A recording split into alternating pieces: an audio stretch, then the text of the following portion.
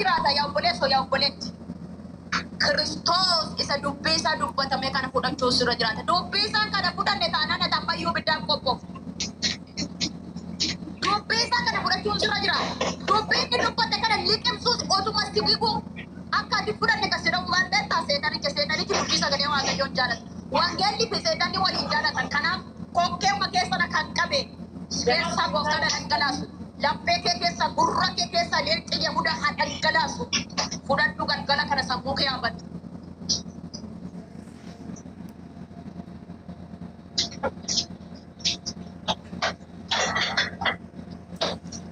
Galanni gooftaaf haa ta'u. Eeyyee lafa kana boqonnaa 12 lakkoofsa 44 kana yeroo baay'ee warri sodaa akkas jedhu. Yesuus sagalee isaatiin jedha. Yoo kijib dhaloota kijibsiisuu fi kutaa macaafa qulqulluu kana xirsii tokkicha fudhatanii gaafa fiigan. Kutaan macaafa qulqulluu xirsii tokkicha mati kan barreesse abbaan wangeela kana yookaan immoo namni wangeela kana fura qulqulluun barreesse kutaa kana lakkoofsa 14 duwwaa mati kan barreesse. Guutummaan isaa dubbifamee cuunfamee keetu hiikatti kennamaa dubbatama. Akka si jennee macaatii qabnee araqee dhugnee farsoo dhugnee dubbachuun ulfaatu. Warra isatti jiraatu duwwaatu hiika isaa beeka. Akkasa kana dubbisaanii sirna gubee amma bicaa obboleettiin godhutti. Yohaannis boqonnaa 12 lakkoofsa 44. Yesuus sagalee isaa guddisee namni anatti amanu isa na ergettus haa amanu malee anatti hin amanin miti anatti amanaa miti. Namni ana argus isa ana erge sana arga. La namni anatti amanus nama ana isa ana erge sanittis ni arga. Eenyullee kanatti amanu dukkana keessatti akka hin hafne ani ifa ta'ee gara biyya lafaa kan dhufeera. Eshi maal jenna reessa lakkoofsa 6 kana 46 kana. Isti maal jenna isa lakkoofsa 46 kana maal jenna yeroo baay'ee 44 kana fudhan. Ukkoo macaafni qulqulluun boqonnaa tokko qabee amma dhuma isaatti cuuffamee too dubbisaa dhagisee jennu dhaloonni baay'een nu dhagaan. Namoota macaatii hafat gochaa oolee sigaaraa hafat gochaa oolee gaayyaa isaa xuuxaa oolee cinaacha abbaasaa buqqisiisaa oolee dhufee kunoo bakkee kun maal jedha akkas jedha dhaloonni immoo wangeela kana cuufanii hubannaa wangeela hin qabne eeyyaan akkas jedhanii girrrr jedhu. Obboleetti dubbii sagalee Waaqayyoo qoosaa mati gattaa gabbi jedhi hidhaan sagalicha Waaqayyoo kana. Yoo asii dubbatu gajjallaatti immoo maal jedha yoo gidduudha dubbatu olitti immoo maal jedha. Macaafni qulqulluun akka warri biyya lafaa hiikee nutti kennu otoo hin taane hiika mataasaaf jecha mataasaa qaba. Kannaafi koo warra biyya lafaa mati anam na jaalattanillee na jibbitanillee kannaafi koo warra biyya lafaa mati. Tokko hafuura qulqulluuti lammaffaa yooni hubannaa hafuura qulqulluun qabaanne ta'e warra itti jiraatu. Fudhadhaa warra itti jiraatu jechuun warra Yesuus Kiristoos gooftaan du'ee du'a moo'ee keera deebi'ee itti dhufa warra jiru. Warri hin jenne garuu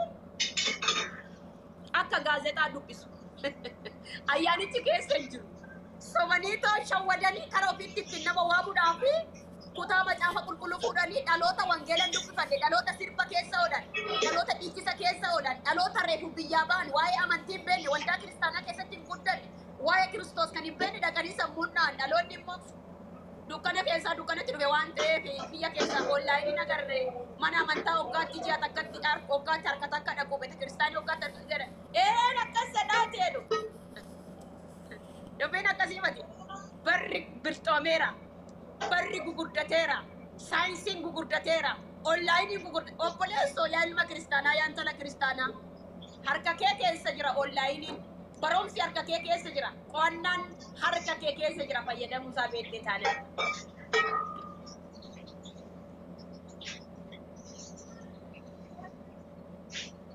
Jalanii gooftaaf hatu. Kanaaf maaf joortaati. Kanaaf sagaleen Waaqayyoo kanaaf jenne jechuudha. Isaan kan nuti yeroo baay'een namoonni akka fudhatanii ilaa kunoo isaan ergatti amanaa jedheera maalumaaf jedhe lafa kana maal jedha lafa kana maaluma jedha lafa kana lafa biraa dhaquun hin jiru ilaa assatinna unati Yookaan ushatii jedhi yookaan uyatii jedhi yookaan gaafiin ammaa agartu onlaayinii kanatti yookaan soba jedhi yookaan dhugaa jedhi gara biraan barbaadu. Ushatiin na unata dellame matsaan kudus. Soba dhugaan jedhamu matsaamni qulqulluun itti barreeffamee kan jiru dubbifamee qo'atamee kaa'amee jechi sun maal jechuu akka barbaade boqonnaan guutummaa isaa dubbate. Dhaloota keenyaaf baay'ee hin galle kiristaanota baay'ee hin galle kun. Kiristaanota baay'ee fi fudhatamne kun. Kiristaanota baay'ee fi ifan taane maaliif hin taane wangeelan dubbisnee lammaffaa eega biyyaa baaneetoo onlaayinii kanarratti wantoota garaagaraa argine mana amantaa keessa deddeebinu hoggaatti harka takka salaatuu dhaqna hoggaatti harka takka beeta kiristiyaanii dhaqna yeroo tokko mana xiqqoo warra jajjedhe malee jechuudha. Kanaaf jaadaloonni dhugaan isinii jedha wangeelli qosaabati habibti. Wangeelli lubbuu meeqatti darbee, wangeelli dhiiga meeqatti darbee, wangeelli gootota meeqatti dhabnee, wangeelli hayyoota meeqatti dhabeeti nu bira gahe. Biyya keenyarra wangeelatu lubbuun itti darbee as gahe waan jireenyaati waan ta'eef. Kanaaf dhugaasaa dubbannaa.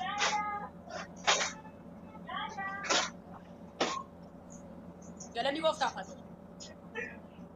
Kanaafuu maal jedhee faarfataa Salamoon inkoosinii wangeelli qoosaa miti. Kosini wangeelli qoosaa miti wangeela miti kan itti qoosanii wangeela miti kan itti qoosanii. Galanni gooftaaf haa ta'u. Ulfinni waaqa keenyaaf haa ta'u. Warri simbirroo seexanaa warri waccan yalla faddalu deema. Simbirroo seexanaaf kan jinni warri as jalaa wattu sin barbaachisu taanaan goo si barbaachisa taanaan taa'ii dhageeffadhu. Galanni gooftaaf haa ta'u. Maqaan waaqayyo keenyaa eebbifamu. Ulfinni gooftaaf haa ta'u.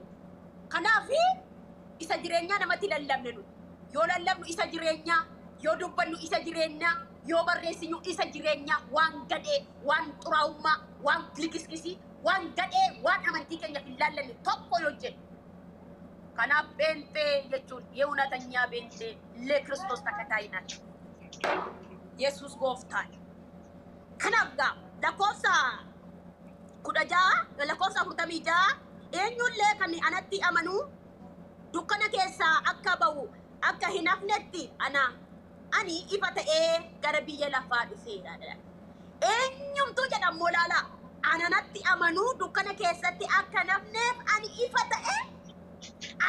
ta'ee otoo waaqa ta'ee jiru dukkana biyya lafaa kana ifa ta'ee gara biyya lafaa dhufeera. Eenyutu jedharee gara biraa? Eenyu namni jedhe jira? Kitaabni jedhe jira? Ergamoonni gugurdoon jedhan jiru hin jiran? Malaaktonni jedhan jiru hin jiran? Ilaalamee waaqayyo mee dhala namaa kanatti akkatti mul'ate? Waaqayyo mee bifa namummaa isaatiin akkatti mul'ate biyya lafaa kanatti mee ilaala? Singalle taanaan macaafa qulqulluu gattaa'ii qo'adhu. Singalle taanaan macaafa qulqulluu gattaa'ii dubbifadhu. Ani lolaan jiru asinitti fakkaate hafuuruma kootu si sodaachisaa jira. Hafuurri sin keessaa sodaatu jiraatan seexana shakkii guddaa jira waaqaa ta'eef dafii qalbii jijjiirradhu kan gooftaa fudhachuu barbaade harka kee ol kaafadhu kan immoo sodaattee gara biyya lafaa asifachi jechaa jirtu dafii kara Kiristoositti deebi guyyaa fayyinaa irraa waan ta'eef.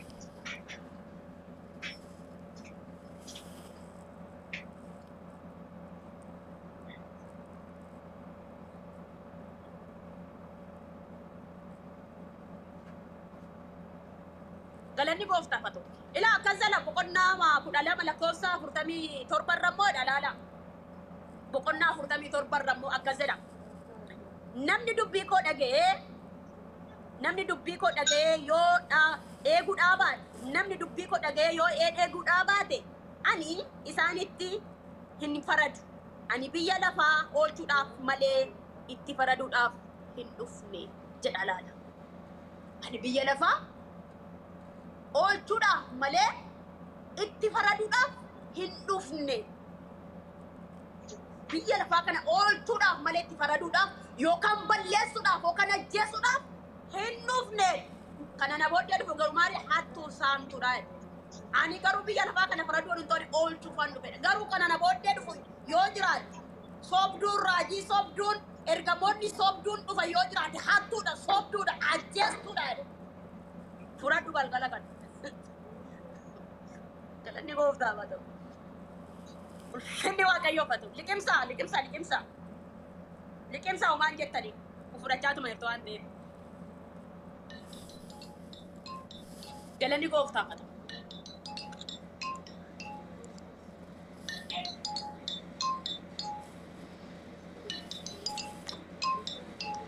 Kanaaf dadhaba Kiristoos gargaarsa Kiristoos agartanii akka sobee qilleessa kanarratti jechi mallattootaa fi sammuu keessan keessatti uumee olii gadi fiigaa jirtan kutaa macaafa qulqulluu kana dubbifadhaa of ilaalaa. Dhugaa isiniin jedha dhugaa. Kutaa macaafa qulqulluu kana 12:44 irraa dubbisaa kaatii of ilaalaa. Ila jechi dhuma isaa boqonnaa tokko qabee amma boqonnaa 12 qabee amma dhumaatti maal jedha kan jedhu dubbisa. Garuu warri soddaa keenyaa yeroo baay'ee akka fudhatan isa anatti ergatti amanaa jedhe maaliif jedhe abbaatti amanuu qabdan inni abbaanis na keessaa ana abbaa keessaa lulachuu tokko hangoon keenyas hojiin keenyas wal qixa qabnaadhe ofitti amanee jedhe malee ofitti shakkine Yesuus shakkii tokko ofitti shakkine hin birranneeme namni Yesuus Kiristoos irratti haasa'ee jiruube Yohaannis kun bartoota bichaatu ilaa hoolaa waaqayyoo ilaa isa biyya lafaa kanaaf cubbuu baate ila moolicha haraara ila mootii nagaa ila hangafa nagaa ila Kiristoos isa bifa nama yookaan immoo iji namaa agarreen namatti mul'ate. Enna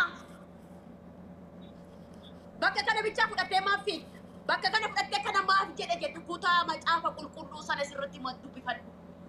Sobduuf saamtuun hiikanaa dhufti. Maal macaafa qulqulluu dubbata isa kanas kun masicha jiraataa jedhanii dhufu kun ani masiidha jedhu kun ani raajidha jedhu. Kun an nabiyyiidha jedhu kun ani amma baay'ee kaajir biyyi lafaayyuu deebi'ee ani Kiristoos jechuutti ka'eera ani raajidha jechuu ka'eera ani sobee wangeela qabate ani kiristaana anatu Yesuusitti amana jedhu gooftaadha jedhi yoo jedhan immoo hin jedhan eessa humna hin qaban gooftaa jechuudhaan arrabni isaan hin danda'u seexanni jechuu hin dandeessu jechuudha. Fudhadhu akkas kanaafi kutaan macaafa sanaa maal jedha maal dubbata maal haasaa jennee gatteenyee dubbifachuutu nurra jiraan malee waaqni tokkicha allaan tokkicha kana booda ani deebiin arganne peenterraa ortodoksirraa deebiin arganne sikkiin asitti of dhoftanii masqalii maal goota masqalii silas masqalii borbatti hidhachuun kee bu'aan qabu Kiristoos keessa keen jire taanaan masqalii siif maal bu'aadha Kiristoos keessa keetti chaappeeffanne taanaan fannoon Kiristoos siif maali calqaba fannoorra calqaba kirrii kan caalu fannoo Kiristoosiin an caalu gooftaa duwwaa laphee keetti chaappeeffachuu sirra jiraata ture. Inni si keessa jiru taanaan isa amma uffattu amma isa uffattee shubbistu kana hundumaa boru gattee tokkoffaa uffata malee Kiristoos keessa jiru. Seericha malee Kiristoos keessa jiru. Seera waldaa kiristaanaa eegda malee ulfinni waaqayyoof ayyaanni si keessa jiru. Eessanii biyya lafaa jalaa baatari. Kana finnaani bakka ani kuna akkana godhu dubartoonni bara keenyaa kuna naan sikkiini as kana morma keessa rakkan kunne waa lama immoo xiqqoo ishii gooftaatti yoo deebitan gooftaa isinii maraarama yoo duutan immoo daftanii baddatti akka hin galleef. Asuma ammoo jechuudha roobeeku ammas immoo wangeela Yohaannis boqonnaa 8 lakkoofsa 48 hanga 54tti dubbise hanga 54tti soo ta'uu baate rakkoon qabu garuu hanga 54 dubbistee bareedaadha. Meeqan? Wangeela Yohaannis boqonnaa 8 lakkoofsa 48 Yesuus kaleessa dhalatee Yesuus kaleessa dhufee inni namadha jechuu isaan irratti deebii gahaa kan kennu bakka kanatti ni kenna jechuudha sirriitti. Yihuudoonni maal jedhanii Yesuus Kiristoosin akka gaafatan inni immoo maal akka jedhee deebiseef bakka kanarratti argachuu dandeenya jechuudha. Hanga 59 dubbise. Akkas jedha. Boqonnaan dubbise. Ishi. Boqonnaa 8 lakkoofsa 48. Akkas jedha. Yesuus Abrahaam duraayyuu jiraachuu isaa Yesuus Kiristoos ergamoota hundumaa kana durayyuu jiraachuu isaa maalidhaan waaqa ta'uu isaati. Liqimsa isa kanas galgala kan. Amma kanan dubbadu beektu durboota keenya warra dhaqanii Yesuus nama kaleessa dhalatee warra jedhanii haaduu fudhatanii Milaacii fudhatanii morma isaaniirraa akkas of godhan adaraa keessan kanumatti akka of hin dhoofne dhugaa baay'ee sodaadhaan. Waaqayyo isin haa gargaaru. Akkas gaafa of gootanii murtee morma murtee dhuban jedhu masqaliin illee rakkoo hin qabu. Ati jireenya bara baraa keessa godha.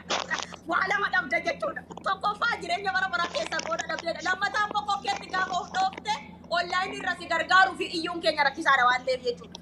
Of eeggachaa deemaa jechuudha akkasitti. Kanaaf akkas jedha laalaa. Yesuus Abrahaam dura iyyuu jiraachuu isaadha. Yihuudoonniidha. Yihuudoonni immoo deebisanii ati nama Samaariyaamii fi hafuura hammasii si keessa jira. Isaaniin jechuun keenya qajeelaa ture mitiiree jedhaniin. Yihuudoonni immoo deebisanii ati nama Samaariyaamii fi hafuura hamaas isi keessa jira. Samaariyaamii fi hafuura hamaas isi keessa jira mitiiree jechuudhaan. Amin Jechuu gosi keenya kille baay'eetu bakana kan dhufte. eh? Eeyyeen itti fufi. Qajeelaa ta'ee ture mitiiree jedhaniin. Yommus Yesuus ana keessa hafuura hamaa hin jiru. Ani abbaa kootii fi ulfina nan kenna. Isin garuu ulfina na dhowwattu. Ani ulfina mataa kootii hin barbaadu. Kana isaan barbaadus waa'ee isaa kan faradu tokko jira. Waa'ee isaaf kan faradu tokko jira. Dhugumaan isinitti himaa namni dubbii koo dhaga'e bara baraan hin du'u isaaniin jedhe. Kana irrattis Yihuudoonni hamma akka hafuura hamaa si keessa jiru hubanneerra. Abrahaam du'eera, raajonnis du'aniiru. Ati immoo nama dubbii koo eegu bara baraanis hin du'u jettaa jedhaniin. Jettaa ati eegaa abbaa keenyaaf Abrahaam isa du'e irraa caaltaaree jedhaniin. Ati Abrahaam irra du'e caaltaaree jedhaniin. Raajonni duraanuu ati eenyuu fi seeta anaaf kennu jira isiniyyuu inni Waaqayyo keenya inni hin jettu. Haa ta'uyyuu malee isa hin beektan. Ani garuu isa nan beeka. Isas hin beeku yoo jedhe akkuma keessanii sobduun ta'a. Anoo dhuguman isinii beeka dubbii isaa nan eegaa jedheen. Abbaa keessaa Abrahaam guyyaa koo arguudhaafis wanti tureefi gammachuun isaas eeggatee guyyichis argisiisee itti gammade jedheen. Kana irrattis Yihuudoonni atoo waggaa 50 iyyuu hin guunne eessaa Abrahaamii argattee jedhaniin. Atoo waggaa 50 iyyuu hin guune eessaa Abrahaam argattee jedhaniin. Yesuus immoo deebisee dhuguman isinitti hima. Hamma Abrahaam otuu hin dhalatin iyyuu ani jira ture isaaniin jedhe. Oduu Abrahaam hin dhalatin ammas deebisee maal jedhee ani jira ture. Yommus Yihuudoonni Yesuusin barbaachuuf dhagoota funaananii garuu ofii dhoksee mana qulqullummaa keessa bahee adeemee jedha. Hallelujah. Amen.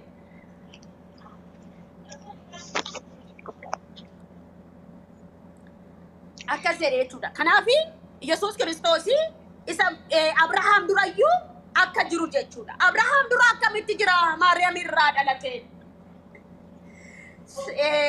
Kun egaa Abrahaam dura akkamitti jira jedhugaa Yohaannis boqonnaa guutummaa isaa yoo dubbifanneedha kan argannu.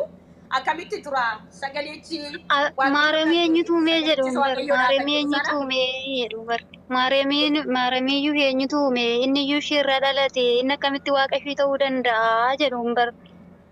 Kanaaf iyyuu bakka kanatti wangeelli jala mureeti sirriitti dubbataa jechuudha. Kanaaf kunkaan Maariyaamii dura dhiisaati Abrahaam dura iyyuu ni jira jechuudha. Yesuus lafa kana kan barreeffame dubbii afaasaa keessa.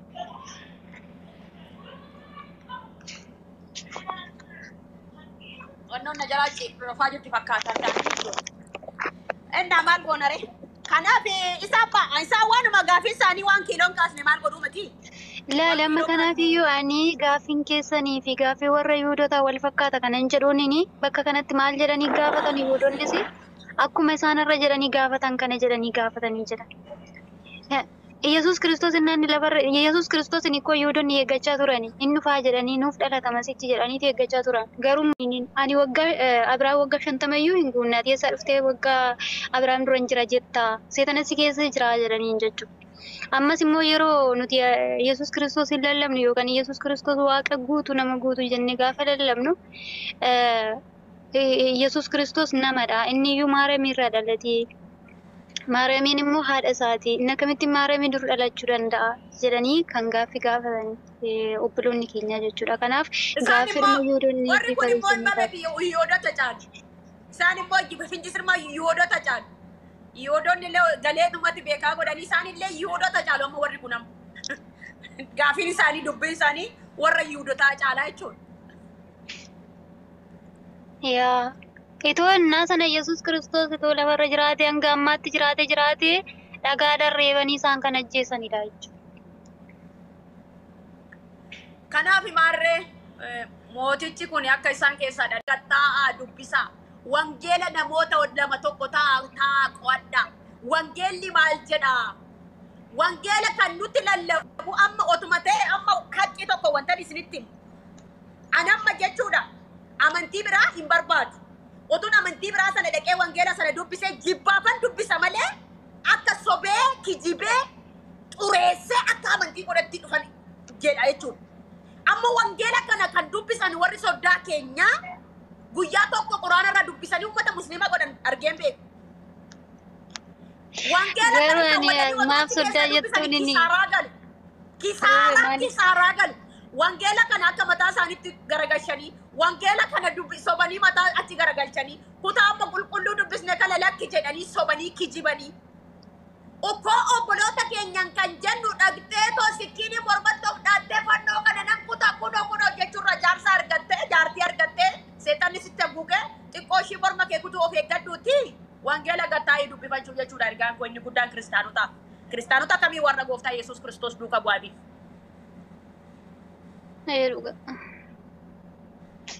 Das kana gochuu barbaad kanan goone taanani kuno ani kuteera addunyaan immoo maali amantiin kan nuufati kuno ani kuteera bakka ofiitti muka ofiitti dheessuuf dhimmoome goda ol kaawwattee agartee isheen tokko goda ol kaawwattee gaafa itti deebite ol kaawwadda warri maskalii kuttasinitti immoo akka hin ganne laa guyyaan tokko dhufa maal jette roobeen jedha amma yoo sitti mijachuu daateyyuu amma yoo dukkana keessa jaatteyyuu warri maskalii kuttan kiisii keessa kaawwaddaa hin gatinaa guyyaa tokko itti gaafatamtu waan ta'eef. Dhugaadha roobee maskalii jechuun yaani maskalii sanatti iyyuu yoo sagaduu baannee maskalii sanaaf iyyuu yoo sagaduu baannee garuu maskaliin mallattoo keenyadha jechuudha. Mallattoo kiristaanummaa ibsa waan ta'eef maskaliin barbaachisaadha. Fakkeenyaaf yaani amma yeroo mana kana dhufu jechuudha. Hojii kiyya jaalatanii anaan na jaalataniitu maskalii kiyya jibban maskalii kee dhoksinaan jedhanii jechuudha. Siif galee maskaliin dhugumayyuu mallattoo keenyadha waan ta'eef nuni maskalii hin jibbinu. Maskaliin keenya mallattoo kiristaanummaati waan ta'eef. La maskalii maaltu jibba? Maskalii pheenxeen illee hidhatti habibti. Itti namannu malee maskalii guutee anamma warri mana kanaa jechuudha. Kirismesii hoggaa darbee kirismesii hoggaa darbu musliima. Paappaasii biyya kanaa jechuudha. Suuraa isaa lama naa kennan. Deebi'ee suuraa Maariyaamii naa kennan. Deebi'ee maskalii naa kennan. Hin ganne nan kaa'e. Maaliif sixootaa naa kennan kiristaana ta'uu koo na beekanii jechuudha. Maalinni kiristaana jechuun walumaa galatti kiristaanumatti beeku waan ta'eef jechuudha. Naa kennanii fuudheen kaa'e hin ganne jechuudha. Maskalichi immoo akka warra moqotoraa sana waan ta'eef isa hidhachuun barbaanne gara biraan qaba waan ta'eef nan hidhanne. Maskalii pheenxeen jibbitu hin jirtu. Pheenxeen maskalii hin jaalatti. Yoo muka isaa hidhachuu baataniyyuu birrii kan akka warqii artee kan fakkaatu maskalii hin hidhatu. Kun jaalala yookaan immoo dhuguma mallattoo kiristaanummaa kan agarsiisu. Garuu warri maskalii kukkutee maskalii fakkaatee deemu kun tokko calqaba Kiristoos keessa hin jiru. Amma waa'ee maskalii mati. Yaa maskaliin mallattoo keenyadha. Nuti maskaliittiin sagannu garuu mallattoo kiristaanummaa. Gaafa Kiristoos keessa namaati badu dhaqee dhalli namaa maskalii kukkutaa aboo.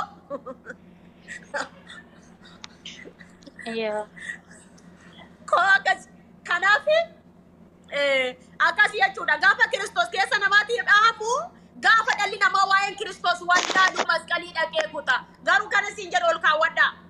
Maskalii ol kaawwadhaa xana qabu.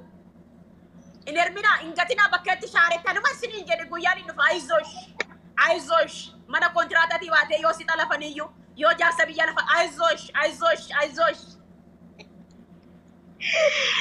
yaa Yesuus ko aizosh habibti nagalchi gaaffiin qabaa. Gaafi maali kan warra sodaa nutti hin galchiin arraba lallabaa wallee arraba jaraan barbaannu abbaa ku amma sa'aatiin dheeraani shaanirran godhadheera waan ta'eef arraba biyya lafaan barbaannu isaan arrabsoo malee arraba malee waan biraayyuu hin beekan mul'ata biraan qaban warra nama arrabsoo wajjin yeroo qabnu habibti ko Mee gaaffii jala kiristaana jechuun maal jechuudha jedhe roobee kiristaana jechuun duuka buutuu kiristaana jechuun maal jechuudha jedhe. Kiristaana jechuun warra Yesuus Kiristoos duukaa bu'u Yesuus Kiristoos gooftaadha jedhee warra Yesuus Kiristoosiin lammaffaa dhalatee isa wajjiniin du'aa ka'uu isaatti warra amane. Abbaa cabsaa sii galee Abbaa cabsaatti.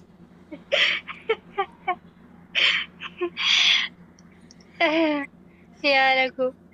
Abbaa cabsaa sii galee. Ani gaaffii kanatti ta'e maaliif ana gugurraatti kana fudhachuu dandanii babbareedduu nu jalaa fudhatu sin durba bakka. Dhaggeeffadhu immoo gaaffii biraa roobee kiristaanummaan amantiidha jedhe. Muslimummaan amantiidha kan jedhu jira caafame. Ani nan deebisa yoon dogongoruu baadhee kiristaanummaan amantiidha kan jettuu fi namni Kiristoos duukaa bu'e kamiyyuu Kiristoositti namni amane amantii jechuu fi ani kiristaana jechuunis garaagarummaa ni qaba jechuudha. Amantii jechuun waan ijaan hin argamne tokko amanuu jechuudha. Waan hin mul'anne tokko amanuu jechuudha. Kiristaana jechuun immoo Kiristoos duukaa bu'uu jechuudha. Maal amma kiristaana jechuun musliima dura akka jiru beekan isaan calqabu maayyuu. Kiristaana maqaan itti kiristaana jedhuyyuu. Ragaa wajjin jechuun Kiristoositti nama amane jechuudha. Musliima dura akka jiru beekani musliimni waggaa 1440 duukaa bu'aa jechuudha barii abbaa cabsii. Kuma dhibba afurii eessaa walitti fiddusin. Isin dura jiru kiristaana jechuun calqaban beektani keessantu gaafii qaba jilaa oduu ta'e. Yaa jara keenya fuubaalee ijoollee onlaayinii kana. Macaafa kee keessaa naaf kenni. Macaafa kee keessa iddoo kamsii kennu amantii jechuu kan jedhamu Ibroota boqonnaa tokko dubbisimee Ibroota boqonnaa 11 lakkoofsa tokko dubbisimee roobe. Maal jedhee inni gaafii isaa? Kiristaanummaa jechuun maal jechuudha jedhee kiristaanummaa jechuun yaa duuka buuta jechuudha. Duuka buutuu Yesuus Kiristoos jechuudha. Duuka buutuu gooftaa Yesuus. Amantii jechuun immoo waan ijaan hin argamne tokkotti amanuu jechuudha. Kan ijaan hin mul'anne tokkotti naaf ta'a jedhanii amanuu jechuudha.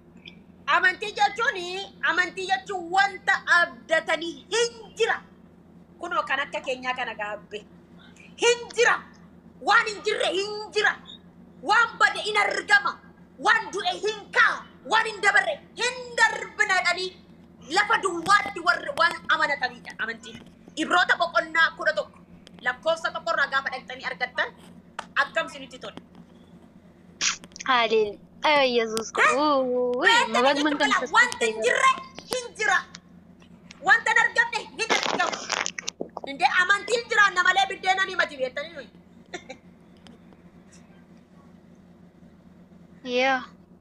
Amantiidhaan jiraanna dhugaa. Mee afaan Amaarinyaa kun maal jedha sila warra Amaarinyaa kana dubbisi garuu warra Amaarinyaa kana hin beeknu badaa waan ta'eef.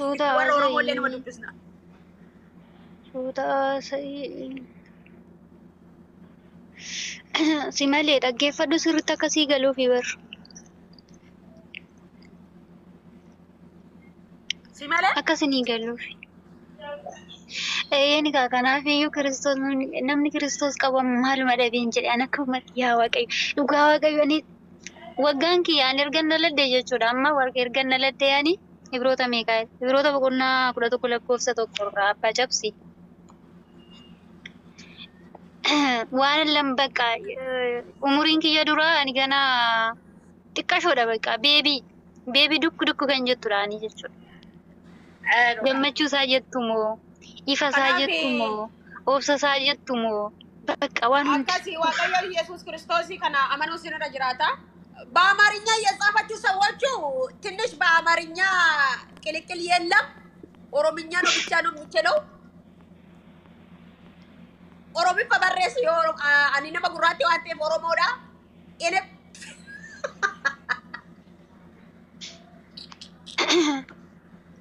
Waa si gaafatan ta'uu hundiru yoo na wooma si gaafatan. maal la gaafatu Oromiffa beeku maal la gaafatu re. Akkasin jedhu miyoo. Abbaa cabsi boqonnaa 11 Ibroota boqonnaa 11 lakkoofsa Kun anan dubbisaaf laan harka jira. Ibroota boqonnaa 11 lakkoofsa tokkorraa laan dubbisaaf dhageeffadhu. Akkas jedha amantii qabaachuudha. Amantiin wanta abdatanii dhugaadha ni ta'a jedhanii fudhachuudha. Wanti hin jirres hin argines akka waan arganitti jira jedhanii lakkaa'uudha jedha. Akkana caala akkam goonare. akkasii kunoo. Sinii galee miti amma. Amma gurratti sini galeera. Insa bunki jibu abo.